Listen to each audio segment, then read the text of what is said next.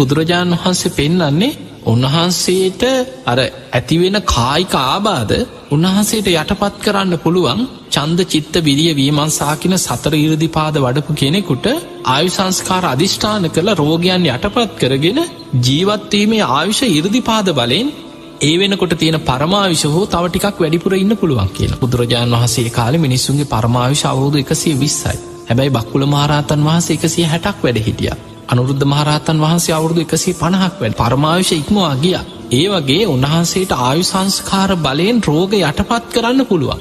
හැබැයි උන්වහන්සේ මේ කායික රෝග යටපත් කරන්න නැතුව තමන් වහන්සේ ලෝක සත්වයාට මේ කර්මයන්ගේ විපාක තමන් කරාත් එන ස්වභාවය පේන්න සැලැස්සුවා. බුදු කෙනෙක් වුණත් මටත් තියෙන්නේ මේ සතර මහා ධාතුන්ගෙන් හටගත් ශරීරයක්. මේ ශරීරය ලෙඩ වෙනවා, වයසට යනවා, ජරාවට පත් වෙනවා. මේක ලෝක සත්වයාට පෙන්වුවා බුදුරජාණන් වහන්සේ. නැත්නම් මේ බුදුරජාණන් වහන්සේ කියන්නේ ලෝක සත්වයන්ගෙන් වෙනස්ම පුද්ගලයෙක් නෙමෙයි, ලෙඩ වෙන්නේ නැති, කරදරයක් නැති, නින්දා පහසයක් නැති, අටලෝ දහමෙන් තොර පුද්ගලයෙක් නෙමෙයි. මමත් මේ අටලෝ දහම තුලම නින්දා පහස, ලාභ අලාභ යසායස මේ සියල්ලත් එක්ක උන්වහන්සේට දානෙ නොලැබිච්ච අවස්ථා තිබුණා. වේරංජා නුවර වස් සමාදන් වෙලා යවහල් අස්සයන්ට දෙන යවහල් ටිකක් ගෙනල්ලා කොටලා ඉවරලා පිටිගුලියක් වගේ හදාගෙන වළඳනවා. එතකොට හැබැයි ඒ අතර දේවදත්ත හාමුදුරුවන්ට ඒක ලෝකේ සාමාන්‍ය ස්වභාවය. දේවදත්තට කරත්ත 500කින් අජාසත් රජුරෝ කෑම යවනවා කියන.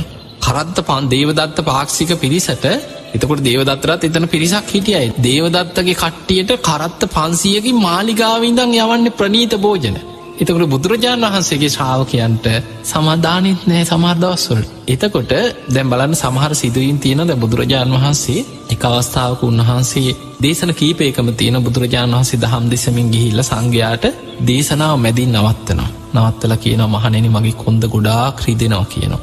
තථාගතයන් වහන්සේ සිංහසෙයියාවෙන් මෙතන ඇලවෙන්නම් මට මේ බණ දේශනාව ඉදිරියට කරගෙන යන අපහසුයි, කෝ සාරිපුත්ත ඉන්නවද කියලා අහනවා. ඉන්නකොට සාරිපුත්ත හාමුදුරුවෝ ඉදිරිපත් වෙලා කියනවා සාරිපුත්ත එහෙමනම් මේ දේශනාව ඉතුරු ටික සංඝයා වෙනුවෙන් ඔබ ඉතුරු ටික කරන්න කියලා සාරිපුත්ත හාමුදුරන්ට බණ කියන්න දීලා බුදුරජාණන් වහන්සේ එතන සිංහසෙයියාවෙන් ඇලවෙනවා. ඒකට හේතු සමහරලාට වාඩි වෙලා ඉන්න ඉරියව්වෙන් ඉන්න බෑ, කොන්ද රිදෙනවා. හැබැයි චුට්ටක් ඇලවුණාට පස්සේ ඉරියව්ව වෙනස් කරාට පස්සේ ඒ විදිහට ඉන්න පුළුවන්. දැන් බලන්න බුදුරජාණන් වහන්සේ ඇලවිලා ඒ දහම් දේශන එක කරන්නේ නැතුව උන්වහන්සේ සිහිනුවණින් අහගෙන ඉන්න සාරිපුත්ත හාමුදුරන්ට බණ කියන්න දෙනවා. එතකොට මේ වගේ දේශන ගණනාවක තියෙන බුදුරජාණන් වහන්සේ ඒක ආත්මයක ඔය සංසාරේ පාරමී පුරන කාලයක මල්ලෝපුර සූරයෙක් වෙලා ඉපදිච්ච ආත්මයක තමන්ගේ ප්‍රතිවාදියා උස්සලා අර තරංගිකදී පොලේ ගැහුවා කියන තරංගයක්. හැබැයි මේ පෙර කල්ප දහස් ගානකට පෙර එක ආත්මයක්. ඔහුගේ කොඳු ඇට පේලිය අර පොලේ ගැහුවට පස්සේ බිඳුණා කියනවා. ඒකේ පෙර කර්ම විපාකයක් හැටියට බොහෝ ආත්මවල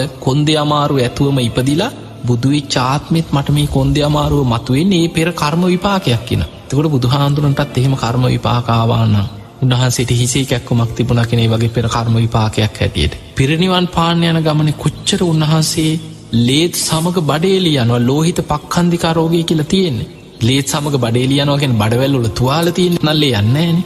උන්වහන්සේ ආනන්ද මට පිපාසයි කලන්තේ පැන් ටිකක් අරගෙන ඉන්න. තව පියවර කී